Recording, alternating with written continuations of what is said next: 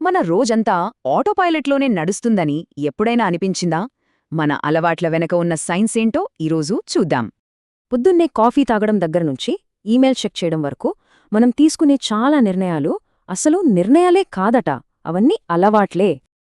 MIT సైంటిస్టులు మన బ్రెయిన్లో ఓ సింపుల్ 3 స్టెప్ లూప్ని కనుగొన్నారు. మనకు తెలియకుండానే మన పనులన్నింటినీ ఇదే నడిపిస్తోందన్నమాట. ఫస్ట్ వచ్చేది క్యూ. ఇది బ్రెయిన్ని ఆటోమేటిక్ మోడ్లోకి పంపుతుంది. ఆ తర్వాత రొటీన్, అంటే మనం చేసే అసలు పని. ఈ ప్రాసెస్ అంతా బేజల్ గ్యాంగ్లియాలో జరుగుతోంది. దీనివల్ల మన మెదడుకి చాలా ఎనర్జీ సేవ్ అవుతుంది.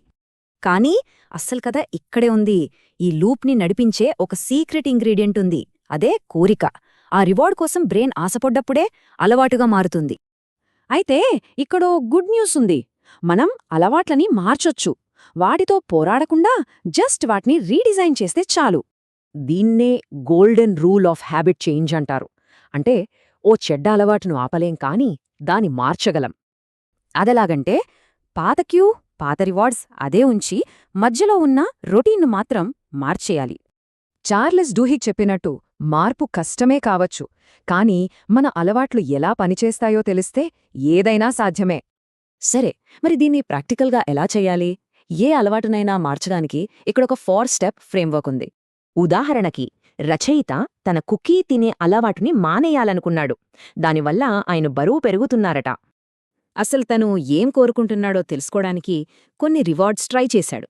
షుగర్ కోసమా, లేక ఇంకేదైనా కారణముందా? అప్పుడు తెలిసింది అసలు విషయం. ఆయనకి కావాల్సింది కుకీ కాదు, కొలీగ్స్తో కాసేపు మాట్లాడటం, ఆ సోషలైజింగ్ అన్నమాట. ఇప్పుడు ఒక ఇంట్రెస్టింగ్ విషయం. కొన్ని అలవాట్లు మన లైఫ్లో చైన్ రియాక్షన్ లాంటివి. వీటినే కీస్టోన్ హ్యాబిట్స్ అంటారు. ఉదాహరణకు, రోజూ ఎక్సర్సైజ్ చేయడం లాంటివి. ఇది ఒక్కటే అలవాటు, కానీ డయట్, ప్రొడక్టివిటీ, స్ట్రెస్ ఇలా అన్నింటినీ సెట్ చేస్తుంది. ఇది మనుషులకే కాదు, పెద్ద పెద్ద కంపెనీలకు కూడా వర్తిస్తుంది. ఒక సీఈఓ సేఫ్టీ మీద ఫోకస్ చేసి మొత్తం కంపెనీ కల్చర్నే మార్చేశారు. రీసెర్చ్ ప్రకారం అన్నింటికన్నా పవర్ఫుల్ కీస్టోన్ హ్యాబిట్ ఏదో తెలుసా? Will power. గుడ్ న్యూస్ ఏంటంటే దీన్ని కూడా మనం ఒక మజిల్ లాగా ట్రైన్ చేయొచ్చు. చూసారా ఈ సైన్స్ ఎంత పవర్ఫుల్లో? కానీ ఇది మనల్ని ఒక ముఖ్యమైన నైతిక ప్రశ్న వైపు తీసుకెళ్తుంది.